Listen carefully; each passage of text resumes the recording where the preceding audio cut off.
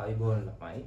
ඉතින් මේ වීඩියෝ එක වැදගත් වෙන්නේ ඔයා දැන් මේ අවුරුද්දේ O level ලියන්න ඉන්න ළමෙක් නම්. ඒ කියන්නේ දැන් ඔයා මේ දෙසැම්බර් O level විභාගයට මුහුණ දෙනවා නම් ඔයා අනිවාර්යෙන් මේ වීඩියෝ එක ඉවරනකම් බලන්න. මොකද මේ වීඩියෝ එකේදී අපි අලුත් වැඩක් පටන් ගන්නවා රැපිඩ් රිවිෂන් කියලා.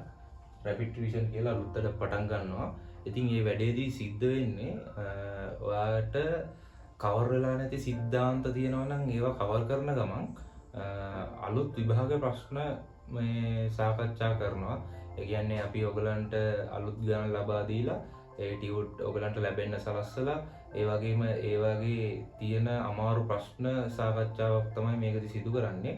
ඒ වගේම සිද්ධාන්ත කවර් වෙලා නැති අයගේ සිද්ධාන්ත ටිකක් කවර් කරන ගමන් තමයි මේ වැඩපිළිවෙල කරගෙන යන්නේ. ඉතින් මේ වැඩපිළිවෙලට සම්බන්ධ වීමට කැමති නම් මෙන්න මේ නම්බරේට ඔයාගේ නමයි පාසලයි WhatsApp message එකක් දාන්න.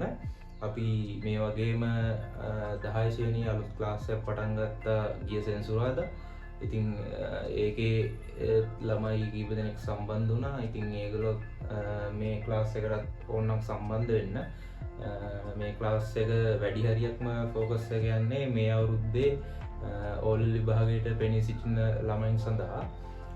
ඉතින් මේ ක්ලාස් එක අපි ආරම්භ කරන්නේ ජුනි 28 ඉරිදා රෑ 7 ඉඳන් 9 වෙනකන් තමයි ක්ලාස් එක තියෙන්නේ. ඉතින් ඒක පටන් ගන්නෙ ඔන්ලයින් වලින් තමයි මේකට ජොයින් වෙන්න පුළුවන්. Zoom එකේ YouTube එකේ ඔයගලන්ට සම්බන්ධ වෙන්න පුළුවන්.